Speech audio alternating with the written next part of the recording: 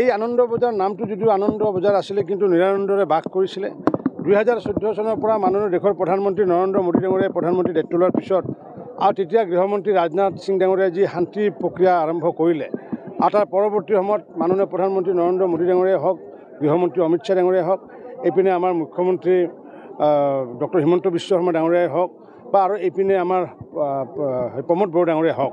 তেওঁলোকে যি শান্তি প্ৰক্ৰিয়া আৰম্ভ কৰাৰ পিছত প্ৰগতিৰ কাম আৰম্ভ কৰিছে আৰু সেইকাৰণে আজি সমূহ এই অঞ্চলৰ ৰাইজে জাতি ধৰ্ম বৰ্ণ নিৰ্বিশেষে সকলো ৰাইজে এই আনন্দ বজাৰ ৰাইজে আনন্দৰে আজি ভাৰতীয় জনতা পাৰ্টীত যোগদান কৰাৰ কাৰণে সকলোকে উষ্ণ আদৰণি জনাইছোঁ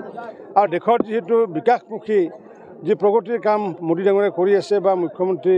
হিমন্ত বিশ্ব শৰ্মা ডাঙৰীয়াই কৰিছে তাৰ প্ৰতি আকৃষ্ট হৈ পেলাই এই লোকসকলে আমাৰ লগত যোগদান কৰিছে আৰু ইয়াৰে লোকসকলৰ অধিকাংশ লোক পূৰ্বতে BPF দলৰ সমৰ্থক আছিলে বা সদস্য আছিলে আৰু অধিকাংশ লোক যি নৱশৰণীয়া ডাঙৰীয়াৰ সমৰ্থক বা শুভাকাংক্ষী আছিলে এইসকলে আজি ভাৰতীয় জনতা পাৰ্টীত যোগদান কৰাৰ কাৰণে মই উষ্ণ আদৰণি একাংশ মানুহে যোগদান কৰি আছে UPPLত একাংশ মানুহ আছে যোগদান কৰি আছে BJPত গতিকে UPPL হওক BJP হওক আল্টিমেটলি যিহেতু আমি সকলোৱে নৰেন্দ্ৰ মোদীকে ভোট দিম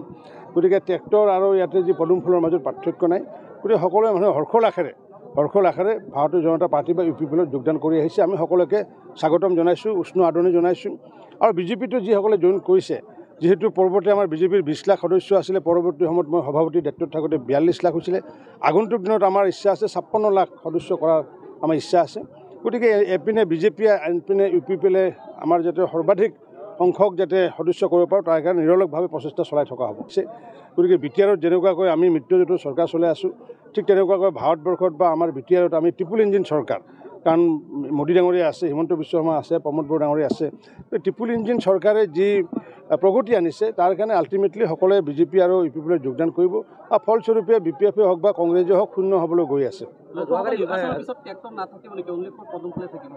নহয় যিহেতু আগন্তুক দিনত যি বেলেগ নিৰ্বাচন আছে যেনেকুৱা বিধানসভা নিৰ্বাচন এতিয়া বিধানসভা নিৰ্বাচনততো ধৰক আমাৰ ইয়াতে পদুম ফুল আছে সেইখিনি মানুহকতো ক'ব লাগিব কথাটো এইবাৰৰ কাৰণে অহাবাৰ আমি চাম কি কৰিম কি নকৰিম আমি চাম কিন্তু এইবাৰৰ কাৰণে ৰাইজক কৈছোঁ যে পদুম ফুল মানে ট্ৰেক্টৰ মানে পদুম ফুল কাৰণ ফুলনি মানে বাগিচা মানে ফুলনি কথাটো একে হয়নে নহয় ফুলনি বুলি ক'লে বাগিচা হয়নে নহয় চাওক আজি সংখ্যাটো মই আজিয়ে ক'ব খোজা নাই কাৰণ কিয় মই যিহেতু এটা ক্লাষ্টাৰ ইনচাৰ্জ মই কিছু কাম কৰিব বাকী আছে নিশ্চিত ওপৰত 4-5 দিন পিছত আপোনালোকক আমি সংখ্যাটো কৈ দিম কাৰণ কিয় মই আজিলৈ যি কৰি আহিছোঁ মিলি আহিছে গতিকে আজিলৈ মোৰ যিটো এডভান্স ফলাফল এইটো মানে অমিল হোৱা নাই গতিকে কিছুদিন পিছত মই জনাম কিমান লাখত যদি তেওঁলোকে যদি সেইটো কৰিছে তেতিয়া তেওঁ দেউতাককে কোৱা হ'ল দেখোন তো দেউতাকক কোৱাৰ কাৰণ তেওঁ দেউতাক ডিছপুট নাছিল জানো দেউতাকক যদি তেওঁ তেনেকৈ যদি দেখিছে মোৰতো ক'বলগীয়া একো নাই তেওঁ দিছপুৰৰ কথা যিহেতু কৈছে দিছপুৰত যিসকল থাকে ধনৰ পৰিমাণ বৃদ্ধি কৰে তেওঁ দেউতাকটো দিছপুৰত আছিলে গতিকে তাততো মই ক'বলগীয়া একো নাই এতিয়া